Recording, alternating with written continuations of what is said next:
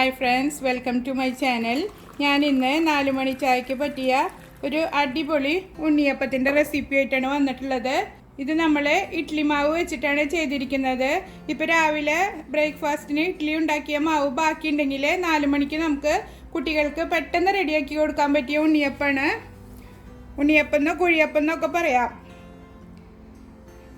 ഇത് കണ്ട, ഒട്ടും എണ്ണ കുടിക്കുകയോ ഒന്നും ചെയ്തിട്ടില്ല. നല്ല അറാറായിട്ടിരിക്കുന്നുണ്ട്. നല്ല സോഫ്റ്റുള്ള ഉണ്ണിയപ്പമാണ്. കഴിക്കാനും നല്ല ടേസ്റ്റ് ഉണ്ട്.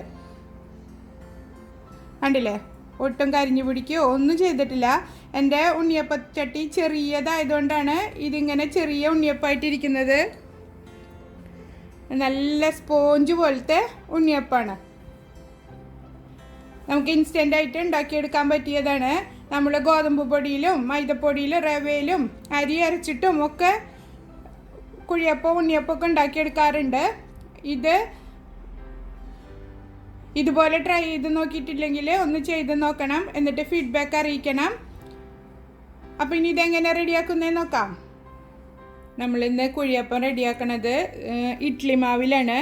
ഞാൻ ഒരു 3 കപ്പ് ഇഡ്ലി മാവ് എടുത്തു വച്ചിട്ടുണ്ട്. ഇതാ ഇപ്പോൾ ഈ ഒരു തിക്നെസ്സിലാണ് ഇതിരിക്കുന്നത്. ഇതിലേക്ക് ഇനി നമുക്ക് ഒരു 2 ടേബിൾ സ്പൂണ് മൈദപ്പൊടി ചേർത്ത് കൊടുക്കാം.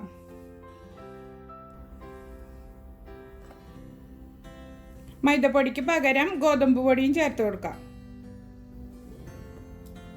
ഇതിലേക്ക് ഒരു 3 ടേബിൾ സ്പൂണ് അരിപ്പൊടി ചേർത്ത് കൊടുക്കുക. ഇപ്പോൾ 3 ടേബിൾ സ്പൂൺ ചേർത്ത് കൊടുക്കുക. എന്നിട്ട് കലക്കി മിക്സ് ചെയ്തതിന് ശേഷം ഇനി വേണമെങ്കിൽ ചേർത്ത് കൊടുക്കാം.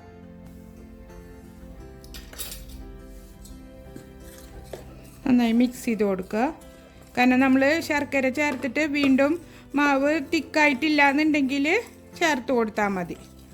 നല്ല തിക്കായിട്ടിരിക്കുന്ന ഇഡ്ഡലി മാവാണെങ്കിൽ ഇത്ര തന്നെ ആവശ്യം വരുള്ളൂ. അതായത് നല്ല തിക്കായിട്ടുണ്ട്. ഇനി ശർക്കര ഉരുക്കിയത് ഒഴിച്ചു കൊടുക്കുക. ഞാനിപ്പോൾ ഒരു 4-5 അച്ച് ശർക്കര 1/2 കപ്പ് വെള്ളത്തിൽ അലിയിച്ചെടുത്തതാണ്.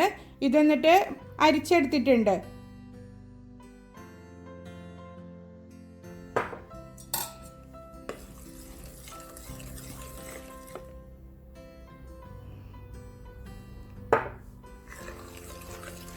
ശർക്കര നിങ്ങളുടെ മധുരത്തിനനുസരിച്ചിട്ട് എടുക്കാം.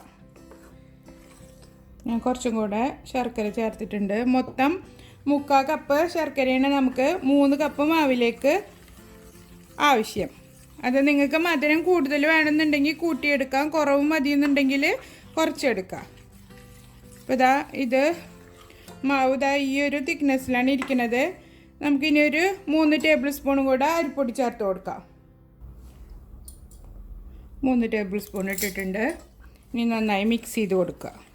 അപ്പോൾ കട്ടയില്ലാതെ നന്നായി സ്മൂത്തായി കിട്ടിയിട്ടുണ്ട് മാവ്. ഈ ഒരു തിക്നെസ്സിലാണ് ഇരിക്കുന്നത്. ഇഡ്ഡലി മാവിൻ്റെ തിക്നെസ് എത്രയാണോ അതിനനുസരിച്ചിട്ട് വേണം അരിപ്പൊടി ചേർത്ത് കൊടുക്കാൻ. നല്ല തിക്കായിട്ടുള്ള മാവാണ് അരച്ചിട്ടുള്ളതെന്ന് വെച്ചാൽ കുറച്ച് അരിപ്പൊടി ചേർത്ത് കൊടുത്താൽ മതിയാവും. അതല്ല ഇത്തിരി ലൂസായിട്ടാണ് ഇരിക്കണമെന്നുണ്ടെങ്കിൽ അതിനനുസരിച്ചിട്ട് അരിപ്പൊടി ചേർത്ത് കൊടുത്തുകൊണ്ടേ ഇരിക്കുക. അത് ഒറ്റയടിക്ക് ഒരുപാട് ചേർക്കണ്ട, കുറേശ്ശെ ചേർത്തിട്ട് മിക്സ് ചെയ്തെടുക്കുമ്പോൾ നമുക്ക് മനസ്സിലാവും എത്ര വേണ്ടി വരുമെന്ന്. ഇത് നല്ല തിക്കായിട്ടിരുന്നാൽ നമ്മൾ കുഴിയപ്പം ഉണ്ടാക്കിയെടുക്കുമ്പോൾ നല്ല കല്ല് പോലെ ഇരിക്കും. നല്ലോണം വെള്ളം പോലെ ആയിക്കഴിഞ്ഞാൽ എണ്ണ നന്നായി കുടിക്കുകയും ചെയ്യും. അപ്പോൾ നല്ല ഈ ഒരു തിക്നെസ്സിൽ എടുക്കണം.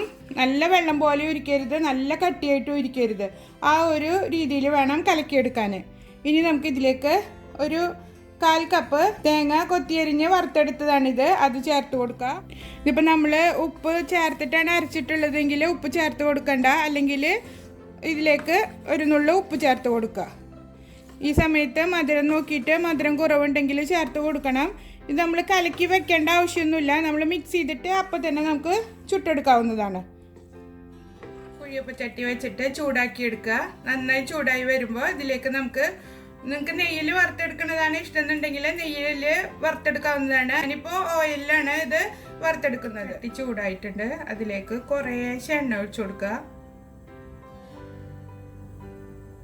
എണ്ണ നന്നായി ചൂടായിട്ടുണ്ട്. ഞാനൊരു ഡ്രോപ്പ് മാവ് ഒഴിച്ചിട്ട് നോക്കിയിരുന്നു.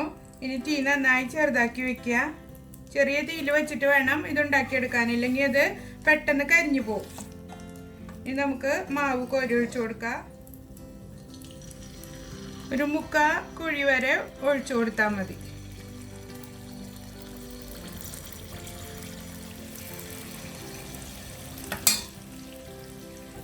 ഇത് മൊരിഞ്ഞതിന് ശേഷം നമുക്ക് മറിച്ചിട്ട് കൊടുക്കാം.